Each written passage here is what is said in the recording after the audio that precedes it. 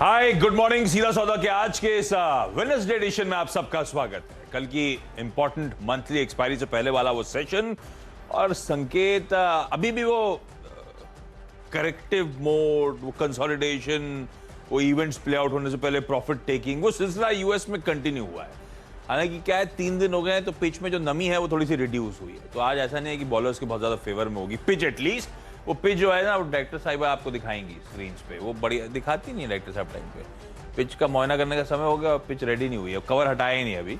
जैसी कवर हटेंगे आपको पिच नजर आएगी। और उसमें छोड़िए आप पिच, आप यूएस के क्यूज आगे गुस्सा मत करिए, आगे ये है आज की पिच। अब इसमें क्या हो रहा है, वो थोड़ी सी, क्योंकि परसों से नमी थी तो 2 दिन में थोड़ी सूखी है, तो यूएस के सिग्नल्स आपको देखिएगा स्क्रीन पे। तो नैस्डैक कल जो हुआ एकदम फ्लैट बंद होता हुआ नजर आया, एकदम फ्लैट। हाँ, ये था कि डाउ और एसएनपी में जो वीकनेस थी वो तीसरे दिन कंटिन्यू कर गई, पर वो वीकनेस क्या थी, 1/4 से आधे % के आसपास की हल्की कमजोरी के साथ काम का, इससे ज्यादा दबाव नहीं था, पर प्रेशर था। और आज के फ्यूचर्स भी फ्लैट ही हैं। दरअसल मुझे लगता है स्ट्रीट अब बस एक ही चीज का इंतजार कर रही है। ये सब डेटा वेटा, housing sale, new home sales, pending home sales, इस पर रिएक्शंस आते रहेंगे। अब सबसे बड़ा इवेंट हो गया है वो जैक्सन होल में, वो सिंपोजियम में जो फेड चेयर जेरोमी पॉवेल साहब की स्पीच फ्राइडे को लाई जाती है, क्योंकि कंफ्यूजन सिर्फ वो यूएस के रेट हाइक्स, कितना हॉकिश और हो जाएगा फेड, उसको लेकर है। तो अब सब टकटकी लगाए उसी स्पीच का इंतजार कर रहे हैं जो फ्राइडे शाम को आएगी। दिक्कत ही है, लेकिन अब वो सबसे बड़ा इवेंट है। उससे पहले की थोड़ी बहुत नर्वसनेस जो है वो लिंगर करती हुई, ऐसे में एसजीएक्स निफ्टी आपकी स्क्रीन पर आएगा। इंडिकेशंस हैं कि 1/4 से 1/3% के दबाव के साथ हम लोग आज के सेशन में कामकाज की शुरुआत करेंगे। यही क्यूज जो यूएस में हल्की नमी थी और आज थोड़ा सा कंसोलिडेशन, यही क्यूज डाइजेस्ट हो रहे हैं। लेकिन एशिया में कुछ हद तक कुछ मार्केट्स में लो लेवल से रिकवरी। अब जैसे इसमें शंघाई है, वैसे ताइवान वगैरह दिखाइएगा, उस फ्लिप करेंगे तो आपको वो सब भी थोड़े से इन ग्रीन अप ट्रेड करते हुए नजर आएंगे। तो ये है कहानी आज की। लेकिन आज के मार्केट को कैसे अप्रोच करने का मन? नहीं, कल भी मार्केट में हाँ खबरें कम है, लेकिन एक चीज जरूर दिख रही है बाजार में, जो रेजिलिएंट स्टॉक्स है ना, वो काम बहुत कर रहे हैं। आप कल देखिए, जो मैंने शीट बनाई थी उसमें भी रेजिलिएंट स्टॉक्स को ही लिया था। टाटा कम्युनिकेशन कल भी चला, एफ&ओ गेनर बना, इवन सोना कॉमस्टार लास्ट में चला। तो बाजार में जो जहां बिकवाली नहीं आ रही है उनको एटलीस्ट आप पकड़ के रखो। सबसे अच्छी चीज समय है वही है कि एटलीस्ट वो स्ट्रेंथ दिखा रहे हैं। और कैश मार्केट में मिड कैप स्मॉल कैप में अभी भी कामकाज अच्छा है, वहां पर अभी बाइंग चल रही है। तो इसीलिए मेजरली मैंने कैश मार्केट के stock, mid cap small cap के स्टॉक ही पकड़े हैं और वही स्टॉक ज़्यादातर लिए हैं जहां पर रेजिलियंस देखने को मिल रही है। इंडिविजुअली एक एक करके स्टॉक आपकी स्क्रीन पर आएंगे। पहला नाम है अस्त्र माइक्रोवेव का। अस्त्र माइक्रोवेव वैसे तो डिफेंस स्पेस में ही पाएंगे। अगर आप कल ईयर हाई की शीट या फिर नए हाइज की शीट देखेंगे तो उसके अंदर आपको ज़्यादातर शेयर वही दिखाई पड़ेंगे जिसमें एक डिफेंस है और जिसमें कुछ सेलेक्टिव मिड कैप है। अस्त्र माइक्रोवेव भी साल की ऊंचाई के ऊपर कामकाज कर रहा है, ना कि ये बल्कि बीईएल भी साल के हाई के आसपास है। इंडिया वैसे भी डिफेंस एक्सपोर्ट स्पेस में अच्छे एवेन्यूज जनरेट कर रहा है। ये स्टॉक ऑलरेडी मोमेंटम में है, तो शायद मोमेंटम इसको और कैरी फॉरवर्ड होता हुआ दिखाई पड़े, तो उस लिहाज से आप इस पर नजर रखेंगे। 2 सेगमेंट जो है वो है पाइप स्पेस। कल महाराष्ट्र सीमलेस की हमने बात की थी, वो ऑलरेडी तेजी में है ही, साल के ऊपरी स्तरों पर है, 150% चल चुका है। लेकिन पाइप स्पेस की 2 और कंपनियों में, एक नाम है हरिओम पाइप का जो कि हाल की ही लिस्टिंग है, और दूसरा नाम है इंडियन ह्यूम पाइप का। इन दोनों को चुनने की वजह, पहले तो इस जो पाइप शेयरों की तेज़ी है ये शायद कैरी फॉरवर्ड हो। कल अगर आप पूरी शीट देखेंगे तो उसमें करीब 5 ऐसे नाम थे जो कि पाइप स्पेस के थे, जो कि नए मोमेंटम में थे, और उनमें से 2 नाम जो ईयर हाई के आसपास नहीं थे वो 2 आज को चुना गया है। ऑलरेडी तेज़ी में तो है ही, लेकिन वैल्यू वाइज बेटर साइड पर है। महज 14 के मल्टीपल पर एक और महज 15 के मल्टीपल पर दूसरा कामकाज करता हुआ दिखाई पड़ रहा है। ऑलरेडी इतनी बड़ी तेज़ी के बाद ये स्पेस के नंबर्स इंप्रूव हुए हैं। महाराष्ट्र सीमलेस के नंबर्स बहुत अच्छे आए थे। बाकी पाइप कंपनियों के जो कि स्टील डक्टाइल पाइप्स के अंदर है, वेल्सपन हुआ या फिर बाकी कंपनियां, उनके जो नंबर्स थे वो बेटर साइड पर देखने को मिले सीक्वेंशियल बेसिस पे, क्योंकि क्रूड डिमांड काफ़ी स्ट्रॉग है। क्रूड वापस 100 के ऊपर है और वहीं पे बना हुआ है, उसी के आसपास ही कामकाज करा, तो शायद ये तेज़ी अभी भी प्रिवेल कर सकती है। तो उस लिहाज से आप नज़र रखें इनके ऊपर भी। और एक कोकोयो कैमरन, एस चांद जैसी कंपनियों में या जितनी भी जो स्कूल स्टेशनरी रिलेटेड कंपनीज या ऑनलाइन एजुकेशन रिलेटेड कंपनीज है, वहाँ पर तेज़ी है। तो उनमें से एक नाम ये भी है, मल्टीनेशनल कंपनी है और मोमेंटम में कल 10% के आसपास की तेज़ी यहाँ देखने को मिली थी। शायद ये तेज़ी का जो सिलसिला है कोकोयो कैमरन का वो आगे भी कंटिन्यू कर सकता है, क्योंकि ऑलरेडी काफ़ी हायर लेवल से ईज आउट स्टॉक है। तो शायद यहाँ से एक पुल बैक कंटिन्यू करे, तो उस लिहाज से भी आप कोकोयो कैमरन के ऊपर नज़र बना के रख सकते हैं। ओके, चलिए दिग्गज स्टॉक से आज शुरुआत कर रहा हूँ। पहला टीसीएस, आईटी पेन में पर एक पहली science of stability I, Nasdaq जब कल फ्लैट बंद होता हुआ नजर आया। पिछले 2 दिनों में बहुत तगड़ा प्रेशर, जब यूएस में करेक्शन हुआ तो 2.5% नैस्डैक 2 दिन गिरता हुआ नजर आया, 2 से 2.5%। अब वो स्टेबिलिटी, कल फ्लैट बंद हुआ और उस बीच टीसीएस की तरफ से क्लैरिफिकेशन आता हुआ, पर ये पिट रहे हैं स्टॉक्स, तो हम जरा वॉच आउट करेंगे। इस तरह का हैवी वेट जरूरी नहीं है कि एक दिन में घूमता हुआ नजर आए, पर लग रहा है कि यहां पे शायद एक्यूमुलेशन के जोन बनेंगे कल, लेकिन 2% से ज्यादा गिरा है, याद रखिएगा। मैनेजमेंट का क्लैरिफिकेशन किस चीज पे, वो जो वेरिएबल पे डिले करने की बात, अलग अलग कंपनी के अलग अलग अपडेट से, विप्रो ने टाल दिया, टीसीएस ने डिले कर दिया, और इन्फोसिस के लिए अपडेट था कि उसने कट कर दिया। तो इनकी तरफ से, टीसीएस की तरफ से अपडेट आ गया, ये कह रहे हैं कि कंप्लीटली इनकरेक्ट रिपोर्ट्स है हमारे कंपनसेशन में। हमारी जो वेरिएबल पे होती है दरअसल पहले मंथ के एंड में या दूसरे मंथ के एंड में दी जाती है। तो 1 महीने के डिले की जो बात हो रही थी, पहले मंथ में नहीं गई, दूसरे मंथ में जाएगी। और इन्होंने स्पेसिफिकली, मेरे ख्याल से सारे टॉप मैनेजमेंट और मिडिल मैनेजमेंट को रिलीफ होगा, इन्होंने स्पेसिफिकली कह दिया है 100% वेरिएबल पे डोल आउट करते हुए नजर आएंगे। तो हमारी स्ट्रैटेजी का पार्ट है कि पहला मंथ या दूसरा मंथ में इस बार हम हमेशा की तरह डोल आउट करेंगे। 100% तो वेरिएबल कैसे हुआ? या तो अब ये तो अब जुड़ेंगे फंडामेंटल एनालिसिस, ये तो सबसे इंटरेस्टिंग सवाल है आज का। तो पहले से बता दिया कि सबको 100% मिलेगा, वेरिएबल कोटा पूरा मिल जाएगा, तो फिर परफॉर्मेंस की जरूरत ही नहीं, फिर टेंशन ही नहीं। नहीं, ये शायद वेरिएबल का 100 होगा। अभी यार जो डिसाइड किया हमने 80%, 90%, 110% वेरिएबल का, वो हम पूरा देंगे, ये भी कहने का मतलब। खैर उस पर इंपॉर्टेंट नहीं, लेकिन हाँ ये टीसीएस को रख लेते रडार पे, पर पिट रहे हैं स्टॉक्स, आईटी कंपनीज वीक है, इसलिए थोड़ा सा वॉच आउट करेंगे। दूसरा, सन फार्मास्यूटिकल्स। हाँ, सतवे साहब मेंशन कर रहे थे फार्मा स्टॉक्स कल भी आज भी रडार पे है, लेकिन मेरे रडार पे सन फार्मा है। सन फार्मा रीसेंट करेक्शन के बाद कल जब मार्केट सुधर रहा तो कवरिंग के मूव्स एंजॉय कर रहा था। ये लाइकली लग रहा है कि कवरिंग के मूव्स हो सकता है एक्सटेंड कर जाए, डिफेंसिव बेट का फायदा भी मिल रहा है, और लाइकली है कि वो कवरिंग मूव्स, क्यों? क्योंकि जो इवन टैरो फार्मा का परफॉर्मेंस जो यूएस लिस्टेड है वो भी अच्छा चल रहा है।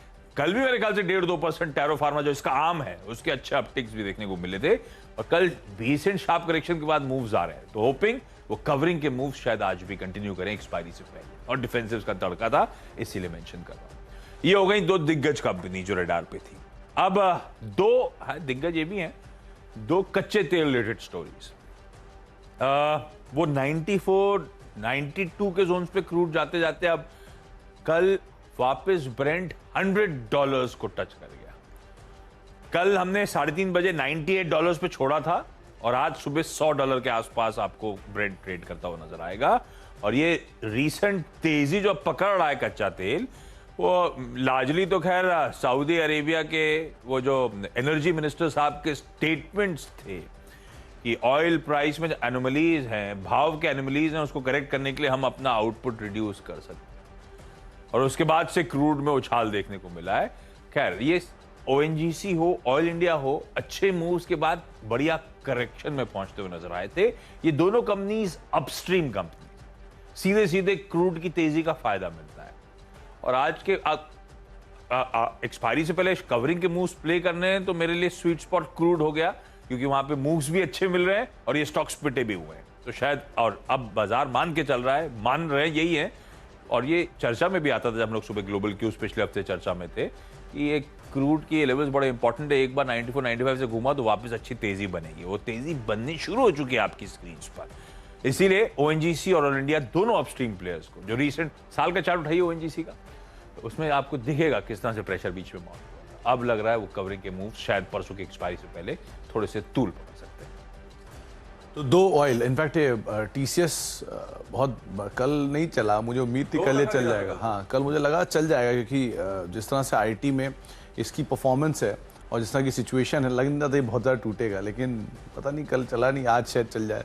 तो इस लिहाज से चलना नहीं चलना मुश्किल काम है, लेकिन खबर अच्छी आ गई, सपोर्ट है, अब देखते हैं क्या होता है स्टॉक का। तो आप आईटी पे नजर रखेंगे, और टीसीएस इनफैक्ट उसको लीड करेगी। जो गिरावट आई थी वो वेरिएबल की, तो अगर वहां से ही रिकवरी है तो बाकी पूरा स्पेस भी शायद कैचअप करता हुआ दिखाई पड़ सकता है। अच्छा, इसके अलावा अब कुछ और नाम जहां पर आपको नजर रखनी होगी, उसमें एक नाम मेरी तरफ से आ रहा है रेडिंगटन का। दरअसल एप्पल का वो मच अवेटेड इवेंट जो है, जो सालाना इवेंट रहता है नए लॉन्चेस को लेकर, 14 सितंबर, iPhone 14। अब वो फिर वही शुरू हो जाएगा कि किडनी बिकेगी, ये बिकेगी। नहीं, अभी किडनी बेचने की जरूरत नहीं, आपको थोड़ा स्मार्टली मूव करना है। कल एक रिपोर्ट पढ़ रहा था कि ऑनलाइन जो है आईफोन 13 और 12 के प्राइसेस एकदम मैसिव क्रैश कर गए हैं। वो हमेशा जब हाँ, वो कैनिबलाइजेशन अब होता है, हमें बदलने का है, अभी ज्यादा अप टू डेट नहीं रहने का, एक स्टेप पीछे, लेकिन बहुत फायदा, किडनी बच जाएगी। तो आईफोन 14 का जो लॉन्च है वो शुरू होगा और रेडिंगटन जो है वो डिस्ट्रीब्यूटर है, तो ये इसमें मोमेंटम शुरू भी हो गया। अगर आप पिछले हफ्ते भर की सिचुएशन देखेंगे तो रेडिंगटन ने पिकअप करना शुरू किया है इस इवेंट से ठीक पहले। तो ये इवेंट को अगर आप इनकैश करना चाह रहे हैं तो रेडिंगटन आप नज़र में बना कर रख सकते हैं। 4% के आसपास की तेजी इसमें कल के सत्र में थी। अच्छा, इसके अलावा एक और स्टॉक जो ले लेते जाने से पहले वो है टाटा मोटर्स का। टाटा मोटर्स पे कल आशीष ने न्यूज़ फ्लो की बात की थी और आज टाटा मोटर्स में कल जो शाम को बयान आया है कि FY26 तक JLR का जो मार्जिन है वो डबल डिजिट में आने का अनुमान है। 5% के आसपास के मार्जिन जो है FY23 में रहने का अनुमान है, एबिट मार्जिन। और कंपनी जो है वो फंड रेज कर सकती है करीब 37.5 करोड़ पाउंड। सिंडिकेट लोन्स के जरिए ये रकम जुटाने की बातचीत हो रही है। टाटा मोटर्स बीटन डाउन है हायर लेवल से, तो शायद ये पुल बैक का भी प्लेयर बनता हुआ दिखाई पड़ सकता है, तो उस लिहाज से भी आप नज़र रखें। ऑटो स्पेस में अगर ज़रा सा ही मूव आता है टाटा मोटर्स पार्टिसिपेट करेगा, तो ये एक और स्टॉक है जो कि शायद पॉजिटिव साइड पर या फिर इन ग्रीन साइड पर कामकाज करता हुआ दिखाई पड़ेगा। अच्छा, कवरिंग के मूव्स एक्सपेक्ट कर रहा था, कच्चे तेल के साथ ONGC में नजर आएंगे, उसके साथ ऑयल इंडिया को मेंशन करा था। ऐसे ही दो स्टॉक्स और पिट रहे हैं। एक PVR को उठाइए स्क्रीन पे, चार्ट दिखाएंगे साल का, अगर इसका दिखा सकें, या 6 महीने का, 3 महीने का। तो PVR में भी बहुत तगड़ा करेक्शन पिछले मंडे ऑनवर्ड्स, तो बहुत पेन झेला इन स्टॉक्स ने। अब थोड़े से साइंस ऑफ स्टेबिलिटी नजर आए और ठीक भी है। पिछले 2-3 हफ्तों का पैच बड़ा खराब रहा है, इवन थिएट्रिकल रिलीजेस के लिहाज से बिल्कुल डट रहा। PVR के अगर आप लोग वो मेंबर हो या फिर क्या कहते हो, आप टिकट बुक करते हो तो ऑफर्स आने शुरू हो जाते हैं। उसमें खाने पीने पे 25% डिस्काउंट, अगर ये मूवी बुक करोगे वो मूवी सब आना शुरू हो गए थे, क्योंकि शायद कैपेसिटी यूटिलाइजेशन हो नहीं पा रहा था इनके मल्टीप्लेक्सेस का। ये कवरिंग के मूव्स मैं एंटिसिपेट कर रहा हूँ, एक्सपायरी से पहले थोड़े से और तूल पकड़ सकते हैं, होप कर रहा हूँ। और उसके पीछे एक बड़ी वजह है, कल एक अच्छी रिलीज आ रही है। कौन सी? लाइगर।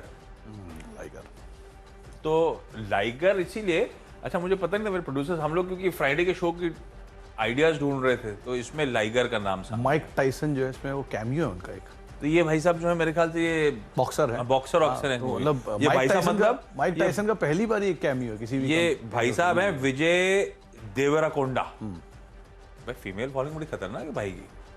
मैं अभी कुछ दिन पहले कहीं से वो कुछ वीडियो पॉपअप हुआ था, तब देखा मैंने, रो रही थी भाई के लिए। तो खैर फॉलोइंग वॉलिंग जैसी आप ये होप्स जाग रही हैं और ये होप्स प्ले आउट हो रही हैं भाव पे। आपने कल भी देखा होगा PVR आइनॉक्स दोनों हरकत में आते हुए नजर आए थे मैसिव करेक्शंस के बाद। कल वो थिएट्रिकल रिलीज शेड्यूल्ड है, देखते हैं। तो होप्स जागेंगे और मुझे लगता है कवरिंग के मूव एक्सपायरी से पहले थोड़े से स्टॉक्स PVR दिखाता हुआ नजर आए। ये दोनों स्टॉक्स इन ग्रीन लेके चले। तो 6 स्टॉक हो गए, ब्रेक का वक्त हो पता गया। लाइगर क्या है पता आपको?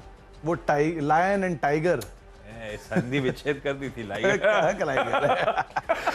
अच्छा, एक ब्रेक का वक्त हो गया, ब्रेक के बाद लौटते हैं और लायन और टाइगर आगे भी आपके लिए कुछ ना कुछ रिकमेंडेशन लेके आते रहेंगे। छोटे से ब्रेक। आप देख रहे हैं सीधा सौदा और अब तक करीब 6 स्टॉक दोनों की तरफ से रिकमेंडेशन में आ चुके हैं। अब जो 4 स्टॉक्स हैं उनके ऊपर नजर डाल लेते हैं। इसमें पहला नाम इन्फोसिस। अभी कुछ देर पहले जो आशीष TCS की बात कर रहे थे वहाँ पे क्लैरिफिकेशन आया। हालांकि इन्फोसिस तरफ से ऐसा कोई क्लैरिफिकेशन नहीं, लेकिन यहाँ पर एक मूव की उम्मीद या पुल बैक की उम्मीद आप एटलीस्ट लगा सकते हैं। तो इन्फोसिस में वो पुल बैक को प्ले करना चाहते हैं अगर आप, क्योंकि बाकी कंपनी की तरफ से क्लैरिफिकेशन आ रहा है, चाहे विप्रो हो या फिर TCS हो, तो उनके आधार पर शायद यहाँ पर भी एक मूव बनता हुआ दिखाई पड़े, तो पॉजिटिव साइड पर आप इसको नज़र पर रखेंगे। अच्छा, यूनाइटेड स्पिरिट्स, कल इसकी जो क्लोजिंग थी अगर आप भाव के हिसाब से देखें करीब 770-767 की रेंज में आते हुए दिखाई पड़ी है और ये जो क्लोजिंग है बिल्कुल लोएस्ट एंड पर है। आमतौर पे यहीं से ही 762-63 से ये पुल बैक दिखाता है, तो शायद एक near term pull back stock में बनता हुआ दिखाई पड़े। वैसे भी सप्लाई साइड के कंस्ट्रेंट्स थे और धीरे धीरे अगर ईज आउट होते हैं तो शायद वापस पिक कर सकता है, तो उस लिहाज से आप यूनाइटेड स्पिरिट्स में नजर रखेंगे। अच्छा, 2 नाम ऐसे हैं जो कि रेड ट्रेड के लिए आप ध्यान रखेंगे। एक है बायोकॉन। बायोकॉन कल भी डे लो पर बंद हुआ और ऑलमोस्ट ईयर लो के आसपास कल जाकर बंद होता हुआ दिखाई पड़ा। हालांकि कल ये बंद हरे निशान में हुआ, लेकिन इसकी जो क्लोजिंग थी 306, वो 303-304 रुपए के जो ईयर लोज हैं उसके बेहद नज़दीक जाके होते हुए दिखाई पड़ी। तो शायद ये जो 52 वीक्स लो का सिलसिला है वो अभी और कंटिन्यू कर सकता है, तो आप उस लिहाज से भी नज़र रखें। और एक नाम है टाटा एलेक्सी। दो इस कंपनी के फंडामेंटल पे कोई सवाल नहीं है, कंपनी अच्छी है, लेकिन लगातार ये प्रॉफिट टेकिंग की चपेट में आ चुका है 10,000 रुपये के लेवल्स को हिट करने के बाद। तो शायद ये जो हायर लेवल से बिकवाली है इसे 9400 9300 की रेंज में भी ले आए एक बार को, तो हो सकता है थोड़ी सी प्रॉफिट टेकिंग रहे। अभी फिर से वही बात कि इसे फंडामेंटल में कोई दिक्कत नहीं है, लेकिन जिस तरह का एक मासिव रनअप इसने दिखाया है उसके बाद थोड़ी बहुत प्रॉफिट टेकिंग रहेगी। तो प्रॉफिट टेकिंग को आप प्ले करना चाह रहे हो तो इस पर भी आप नजर रख सकते हैं। ओके, अगले 4 स्टॉक्स में एक है स्पोर्ट किंग इंडिया, पर ये कल अच्छा मूव दिखा रहा था, तो जरा वॉच आउट करेंगे। लेकिन अच्छी खबर है इस कंपनी की, उसमें कोई शक नहीं। खबर ये है कि ये अब तक बीएसई लिस्टेड काउंटर, ये हरकत में कल क्यों आ रहा था? दरअसल आज नेशनल स्टॉक एक्सचेंज एनएससी पर ये लिस्ट होने जा रहा है, और आमतौर पे बिलीफ ये रहता है कि एनएससी पे लिस्टिंग ज्यादा विजिबिलिटी, अच्छे वॉल्यूम्स, बेहतर प्राइस डिस्कवरी। साल के चार्ट खोल सके तो खोलिएगा, तो अच्छे खासे करेक्शन के साथ ईयर लो से अब ये घूम रहा है। और लेकिन कल जबरदस्त मूव ऑलरेडी आ चुके हैं, सिर्फ एक लिस्टिंग के दम पे ज्यादा मूव्स एंटिसिपेटेड नहीं होने चाहिए। तो लेकिन फिर भी रखिए रडार पे, आज शायद फर्दर इन ग्रीन ट्रिक्स, क्योंकि आज पार्टिसिपेशन बढ़ रहा होगा स्टॉक। एक रिस्की बेट है, वो है यस बैंक। पर आज यस बैंक ने अपनी खबर पे ऑलरेडी मूव्स दिखा दिए, और आज ईजीएम है।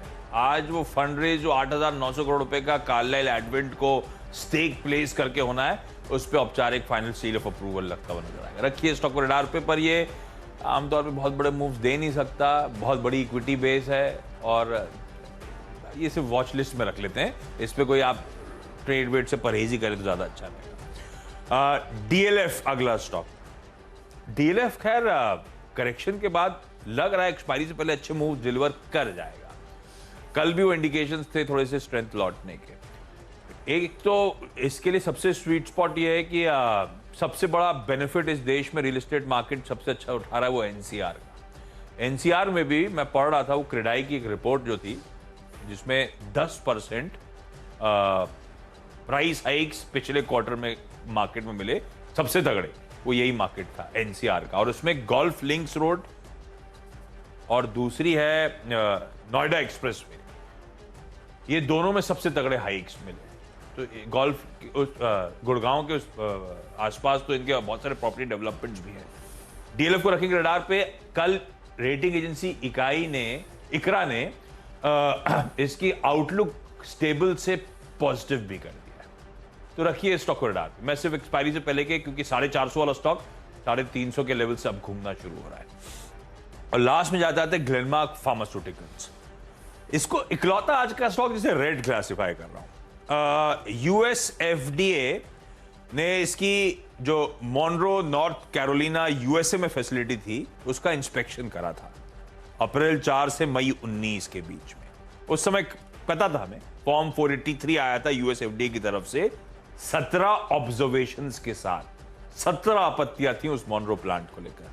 कल इस कंपनी ने बाजार बंद होने के बाद कहा है कि यूएस एफडीए ने फर्दर कम्युनिकेट किया है और ऑफिशियल एक्शन इंडिकेटेड का क्लासिफिकेशन रखा है, यानी कि अब वो सारे अप्रूवल्स, पेंडिंग अप्रूवल्स रोक दिए जाएंगे इस प्लांट से जब तक इस प्लांट की फिर से जांच और जब तक ये सारी कंसर्न्स जो हैं उससे बाहर नहीं निकल पाती कंपनी। हालांकि कंपनी का कहना है कि जब वो ऑब्जर्वेशन आए तो उसके बाद से कामकाज वैसे ही रोक रखा है। लेकिन एक बुरी खबर स्टॉक के लिहाज से, आज सिर्फ फार्मा में सन तो ग्रीन रखा था, इसको इस न्यूज पैक के चलते रेड। इनफैक्ट अभी जब आप डीएलएफ की बात कर रहे थे, मैं हंस इसीलिए रहा था कि मैंने कल बहुत ज्यादा पढ़ाई कर ली डीएलएफ के बारे में शाम को। उसकी अलग वजह है, वो आशीष जानते हैं इसलिए वो हंस रहे हैं। लेकिन डीएलएफ में एक बड़ी इंटरेस्टिंग चीज जो कल मुझे लगी सारे पढ़ाई में, कि कम लोग ये बात जानते हैं कि जो ग्रेटर कैलाश जीके से हम जानते हैं, साउथ हौज खास, जो दिल्ली के 3 प्रोमिनेंट एरियाज हैं, यहाँ की जो भी रेजिडेंशियल कॉलोनी कटी है वो डीएलएफ ने काटी थी और 1947 में कटी थी। तो उस समय से डीएलएफ की काम है। लेकिन धीरे धीरे ऑब्वियसली इतनी पुरानी रियल एस्टेट कंपनी है और क्या क्या प्रोजेक्ट इनके पास है। जब मैं कल पढ़ना शुरू हुआ कि क्या क्या प्रोजेक्ट काट रहे थे रेजिडेंशियल उस समय पर, तो बहुत ही ज्यादा बढ़िया बढ़िया क्वालिटी नाम ये खबर के बाद रिक्वेस्ट कर दी डीएलएफ के सीएफओ साहब से आने की, तो आज जुड़ने थे कॉर्पोरेट स्कैन में। लेकिन ताजा अपडेट ये है कि वो जुड़ नहीं पाएंगे आज। हाँ, उनके घर में कोई हाँ, डिवाइस तो, हो गया। हाँ एग्जैक्टली। तो खैर ये लेकिन बहुत सारे इंटरेस्टिंग फैक्ट्स में से एक फैक्ट कल हम पढ़ रहे थे तो उसमें ये एक नाम आया था सामने। अच्छा, एक ब्रेक का वक्त हो गया है तो ब्रेक ले लेते हैं, उसके बाद लौटते हैं और टीम का रैप अप करते हैं।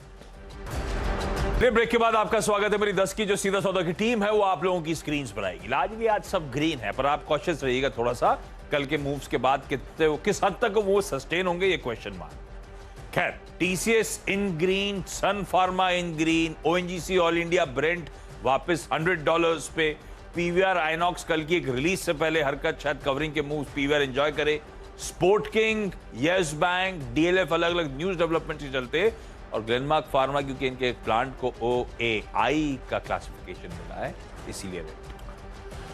मेरी तरफ से जो नाम है उसमें ज़्यादातर आपको इन ग्रीन ही दिखाई पड़ेंगे सिवाय दो स्टॉक्स के। शुरुआत है अस्त्र माइक्रोवेव, उसके बाद हरिओम पाइप और इंडियन ह्यूम पाइप स्पेस, जहाँ पे कल बढ़िया मोमेंटम था।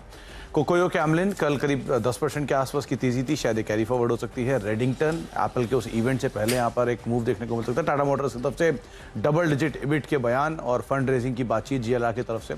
इन्फोसिस और यूनाइटेड स्पिरिट्स पुल बैक के प्ले रह सकते हैं। बायोकॉन साल के निचले स्तरों के करीब ही बंद हुआ और टाटा एलेक्सी शायद प्रॉफिट टेकिंग यहाँ पर भी कंटिन्यू रहे, तो उस लिहाज से भी आप यहाँ पर नजर रखेंगे।